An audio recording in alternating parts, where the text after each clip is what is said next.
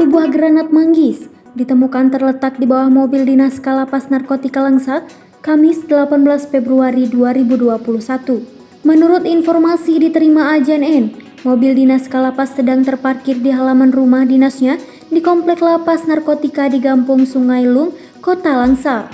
Menurut sumber AJNN di lingkungan lapas yang namanya tidak ingin disebut, Kalapas sendiri yang melihat langsung ada granat di bawah mobil dinasnya tadi pagi. Tadi pagi, kata dia, Kalapas keluar dari rumah menuju ke mobil dan tanpa sengaja melihat ada satu granat yang terletak tidak jauh dari ban belakang sebelah kiri mobil dinas. Ia juga menjelaskan, saat ini kasus temuan granat tersebut telah ditangani pihak Polres Langsa. Sementara itu, Kalapas Narkotika Langsa, Herman Anwar, yang dikonfirmasi AJNN tidak membantah temuan granat di bawah mobil dinasnya tersebut.